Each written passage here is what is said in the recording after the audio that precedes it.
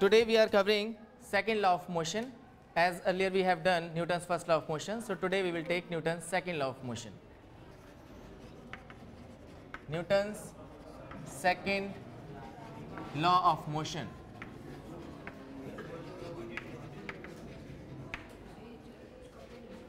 Now can anybody tell what is Newton's first law of motion? Yes? An object remains in a state of rest or uniform motion in a straight line unless compelled to change its state by an external unbalanced force. So Newton's first law is every object in this universe tries to remain in its state of rest or of uniform motion unless and until compelled by an external unbalanced force. Now what was the important factor there? The inertia. Inertia is the tendency to remain in state of rest or of uniform motion, and mass is the measure of inertia. More the mass, more is the inertia. Now if mass is so important, then can you tell when an object is moving, what do we see? Which is more important to us? Is its mass or its velocity? Suppose now you answer one question. Suppose a mosquito is coming to you with a high velocity. Do you fear of it? No. Because its weight is very little, its mass is very little. Similarly, if a heavy bus is there but it is not moving, so are you feared of it? No. So both mass and velocity are important to us. They are both determining factor. So the product of both of them is important to us, and that is called linear momentum. So please write linear momentum of an object. Linear momentum of an object.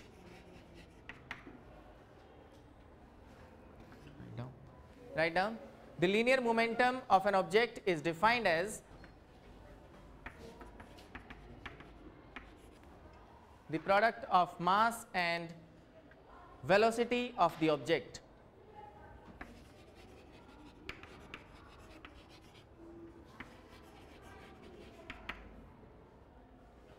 Mathematically, it is represented as P is equal to mv, where P is linear momentum, m is the mass of the object, and v is its velocity.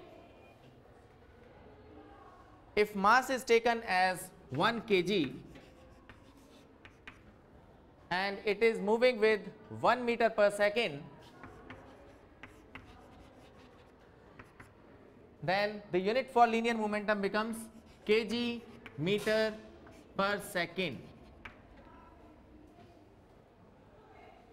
Okay. Now momentum is a vector quantity, since it is the product of a scalar and a vector quantity, mass and velocity. So it is a vector quantity. It has both magnitude and direction.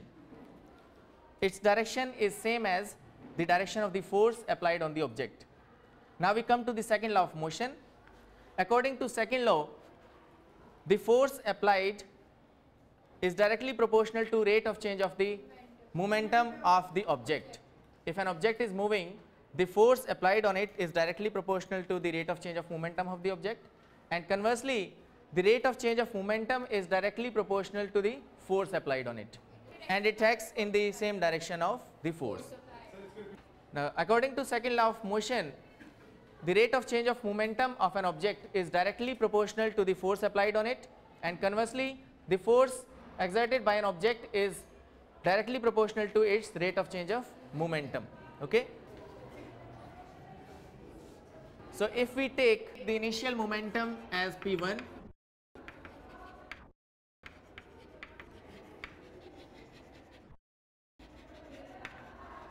and final momentum as p2,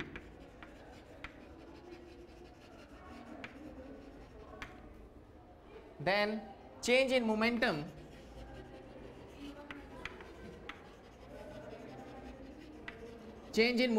is p2 minus p1, and rate of change of momentum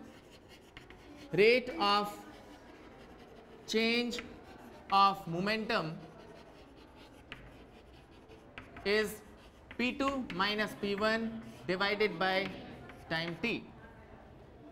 So according to second law of motion, force is directly proportional to rate of change of momentum.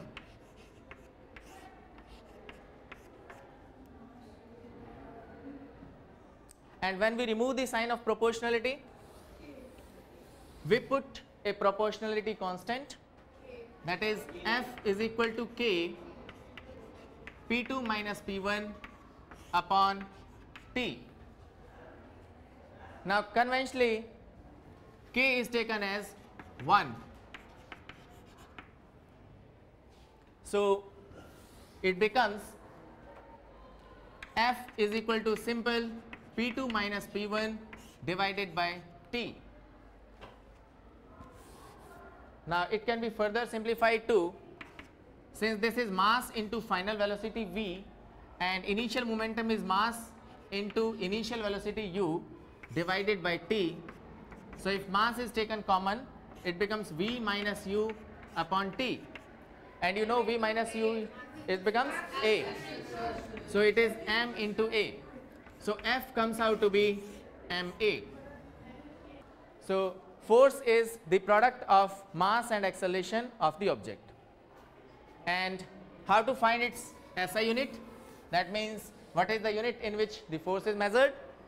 So keeping that, if mass of the object is 1 kg and an acceleration of 1 meter per second square is produced in that, so the force applied on that will be 1 kg meter per second square, and it is called as 1 Newton. So force is said to be 1 Newton when an object of mass 1 kg is moving with an acceleration of 1 meter per second square.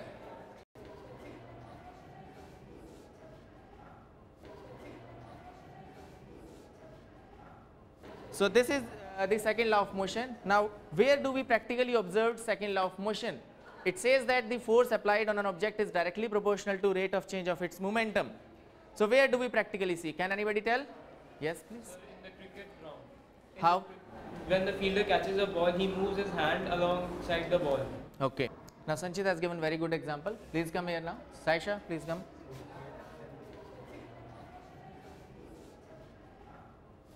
Now throw an object to him.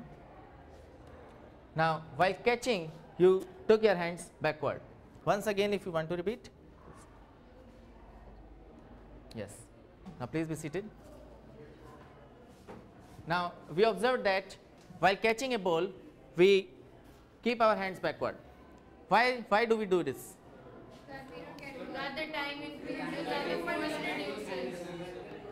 Because we want to avoid any jerk or any shock to our hands or any hard force to our hands.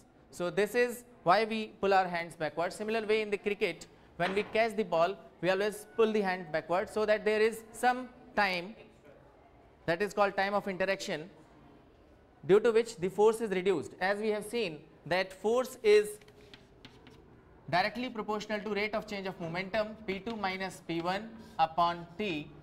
So it is inversely proportional to time. More the time lag for a reaction and less will be the force. So we will be hurt. Yes. Second example, anybody for the second law of motion? Yes. In a long jump, the athlete is made to fall on a not on a pakka floor but on a sandy plane, so that there is an increase in time and the athlete does not get hurt. Yes, very nice example. When we are having a long jump, then generally we have one kind of floor, that is sand floor we are using. If we fall, if we do the same act on cemented floor, what will happen? We will get hurt. Okay. So why it happens that while using a sand we got little hurt? Because it takes some time. It can be compressed. So this is the second example of Newton's second law of motion. Third example that we can see is when we when we look at the karate player. How does he do his activity? He has a brick. He brings the hand forward with high velocity, that means with high momentum, and suddenly he makes it 0. From a high value, within a second it comes to 0 value. So the time taken for that process is very little. So when time is less, force will become more. So he is able to break that brick. Okay.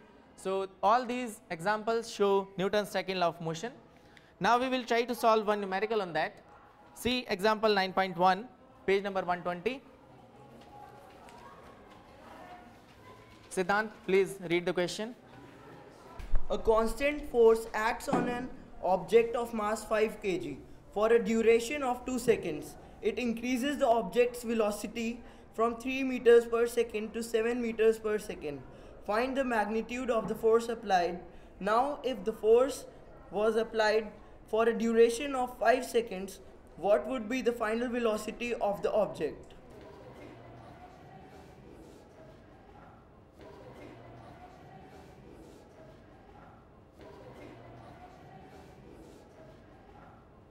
Yes, in this example, the given things are mass of the object, that is 5 kg. So please write mass m is equal to 5 kg. Duration, that is time, is 2 seconds. 2 seconds.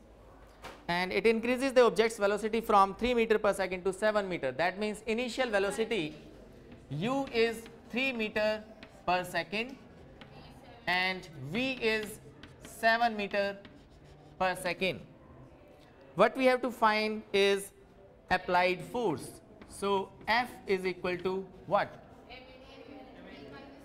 So now we have seen, yes,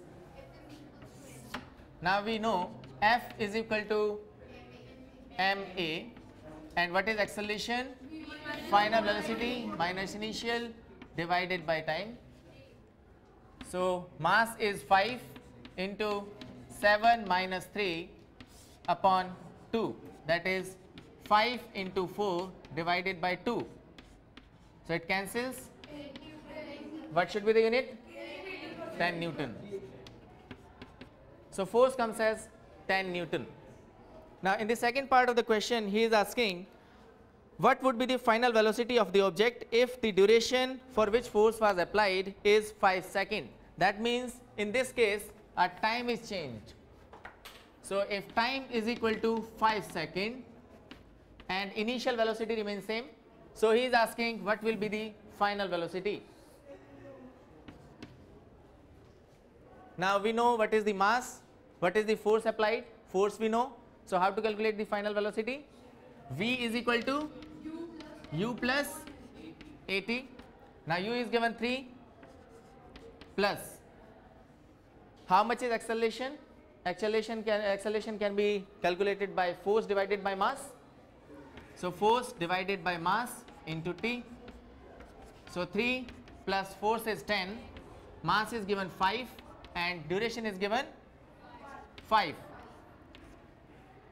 So it becomes 3 plus 10, that is 13 meter per second.